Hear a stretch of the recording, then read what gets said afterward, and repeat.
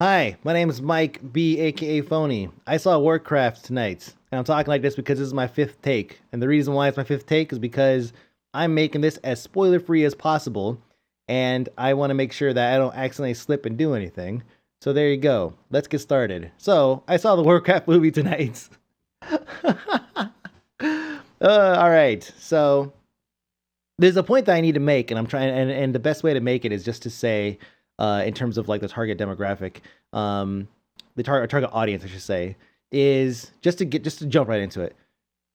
It seems to me like they followed some of the lore, but they talked to Blizzard and they were like, "Hey, how do we get the largest possible audience?" And Blizzard said, "Wrath." That's what it feels like. Even though the movie does not take place during the Wrath period, there's something that happens in the movie that is part of Wrath. And so the fact that they talked about that this thing that they reference is critical to Wrath. And when you see the movie, you'll know because they talk about it, and you're like, wait a minute, that's not no what? Yeah, it's one of these things that it made me realize that okay, they're gunning for the largest possible chunk of WoW players, which we all know they all came during Wrath. Like the largest chunk of came during Wrath, and that's a good thing because we know that as a franchise they want to build this thing out and turn it into a trilogy. They want to, they do. And we could probably thank China for making that happen, for funding that. Thank you, China. But the and the reason why we want that, of course, is because we know what that leads to. Eventually, we're going to get an Arthas story. And so this is good. This is good. If they're going to pull things from the Wrath era to make it fit in the Warcraft 1 era or whatever, that's fine. Now, I'm somebody who, if you want to know if you can relate to my knowledge of lore, I'm somebody who played Warcraft 1, Orcs and Humans, Tides of Darkness. I played those to death. I played Tides of Darkness like until it was, yeah. I played a lot. Warcraft 2 was easily my number one RTS, well above Command and Conquer. Like well above. I have fights with my friends about how Warcraft 2 was better than Command and Conquer. So it was. But so here's the thing, though. I played it when it was new. So my knowledge, my memory of that has holes in it. It just does. It was like 20 years ago. Wait, 20 something years ago now that I was playing these games. So it's something that I look at when I'm watching the movie. It's like, okay, I remember this, and I obviously know these people, but I don't remember that thing there. And it's like, okay, maybe that is the way it's supposed to be, and I just don't remember. So because my memory is Swiss cheese, the Warcraft movie kind of filled in a couple things. I know some of them were not right, but I also know that somebody who is a hardcore lore guy who read the books, who played Warcraft 1 through 3, including all the expansions, just to get prepped for this movie, they're not going to be happy with it because they changed a lot of stuff. What I will say though is that despite all that, they did a decent job of handling so much of it. It was chaotic. It was absolutely chaotic because we have a lot of people. They're like, hey, remember this guy? Remember this guy? Remember this girl? Remember this girl? It was just like all these people. And despite how chaotic it was, they did an okay job of kind of pulling it together, especially towards the end. They did a good job of kind of pulling it all together. So this movie was basically like, it almost felt like somebody gave me a TLDR of the origins of Warcraft, of the Warcraft story. And that's kind of how it felt because of the way that the movie's pacing was. It wasn't paced terribly like Matrix Reloaded was. It wasn't like that where it's like action stop, action stop, action stop, and it was just like, oh god, what's happening? The action and everything was good. It was campy. It had some funny moments here and there, right? Like some humor that they put in. It had Some of the fight scenes they could have done better, but they definitely focused more on the epicness of the battle, the large zoom outs, where you can see the entire battlefield. They had plenty of that kind of stuff. It was a fun movie. I will say that it was a fun movie, albeit chaotic at times. The lore part, they did stuff, and it's like some of it's like, yeah, okay, sure, maybe that's what it was, and I just forgot. The other parts, it's like unforgivable. And then again, that one thing that you guys will hear when you go see the movie, that you know is definitely out of place in this timeline. That's gonna be the thing that you're just gonna be like, okay, wow, yep, I know who they're going for this. Like, what audience they're going after for this. In terms of acting, some were better than others. Some were just better than others. I liked Garona. I didn't think I would like Garona because I felt like Garona's character visually was like half-ass. In the movie, she carries it pretty well. And actually, they played it down a little bit, but they did do some work. I don't know how big, what's her name, Patton? I don't know how big her hands are, but in the movie, they definitely look bigger than, like, they were not dainty hands at all. So they did some work to make her orcish, but she was, it make her seem bulkier than normal. But it was not as extreme as we would expect. But still, she carried the character really well. I liked her a lot. I can see why Jesse likes her too.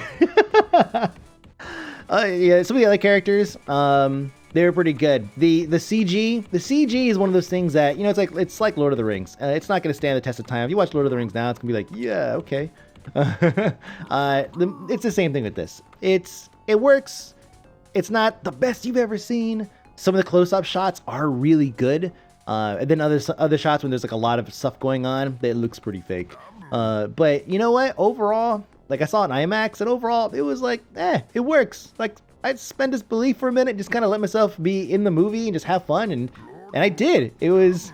I don't watch a Blizzard cinematic cutscene and go, man, this looks fake. I just enjoy it, and that's kind of what it felt like. It felt like a really, really high-budget Blizzard cutscene, but a mid-budget fantasy movie, if that makes sense. Some of the characters I felt like they did a really good job with them, man. Like, they did a really, really outstanding job with them, and it's just one of those movies that you're gonna have to. I think it just kind of comes down to, your preferences on the characters, right? So, again, at the beginning of the movie, they shove so much stuff in your face just to remind you that it's a Warcraft movie. It's sickening. That's like the first 15 minutes or so. But they did keep everything relatively accurate. There's parts in the movie. Did I say this already? This is my 5th time taking this. So anyways, there's parts in the movie where it's like, okay, that is definitely Stormwind, and that is absolutely the courtyard in front of the auction house in Stormwind. And there should be an alleyway coming up, and yep, there it is. So they kept it true to the real places in the game, and I was blown away by that. Some of their journeys took a little bit longer than they should have. They're like, oh, let's get the Goldshire, and then it's like, here's them like going through the forest, and it's like, all right, it doesn't take that long, guys. I can see Goldshire from the porch of Stormwind. There's a couple things that you could tell they blew the scale up to make it seem more epic, and that makes sense. I mean, you look at the world of Warcraft is actually pretty small in scale if you were to take that and apply it to real life. So they did a good job of trying to make it seem and feel epic, more epic than it was. But overall, like, again, just looking at like Lord of the Rings. Like, I watched Lord of the Rings, the first movie, and I got it. It was a coherent story from beginning to end, and I understood the characters and all that stuff. With my Swiss cheese lore memory, I actually, even right now, I'm like, oh shit, I need to go look up this guy because I don't remember exactly what he was supposed to be doing. And the thing is, the movie should have explained some of that, but because there was so much chaos and all the personalities they're pulling together and showing you all these familiar characters, it was impossible for them to sit there and make it and make it a coherent, overall piece that explain the story from beginning to end. Like, you have to know who these guys are in order to get it. And so yeah, like there's really not a whole lot else I could say without giving stuff away.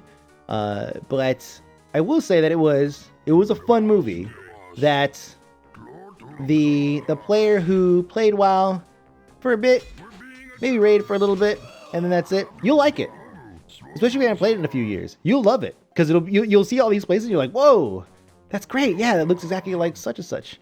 Like you'll love that. If you're somebody who's played WoW every day since launch, you will not like the movie. You know the movie better than the developers. Or sorry, yeah, you know the movie's lore and the game better than the developers do.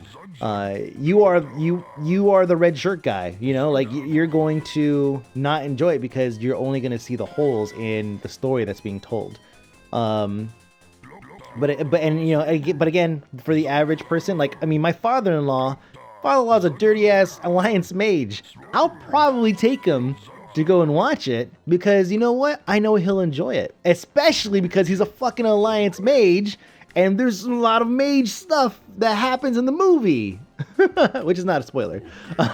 So I know he'll watch it and he'll be like, oh yeah, it was pretty good. Right? It's all these people, yeah, I know that spot. Like, he might be into it, right? And that's the kind of audience they're going for, is those people. Especially, again, I know they're targeting that Wrath audience, which is good because I want them to give us what the Wrath audience will refer to as the origin story for that expansion, right? Which we all know, the Arthas, Lich King, all that stuff. That's what we have to look forward to. Because they're gonna do a Warcraft 2. They're gonna push a trilogy. This is gonna record Warcraft 2 and 3 at the same time. That's how Lord of the Rings and I think Harry Potter also did too. That's how they do it. They film multiple movies at the same time. So we can all thank China, their audience, for funding with their like $90 million or whatever that they threw down on this movie in the first couple days or whatever. We can thank them for helping fund the additional movies this is going to generate. So yes, the Warcraft movie, fun movie, chaotic at times, CG's okay, suspend disbelief, it works, the action's pretty good, some of the characters are out fucking standing, other characters could probably use a little bit of work. It's campy, there's tons and tons of throwbacks to the point where you'll puke, and there's no gnomes. That's it. Mike B. aka Fony. Thanks for listening, I guess, and watching. Enjoy a little bit of gameplay here. Yeah, some classic stuff. See you guys later.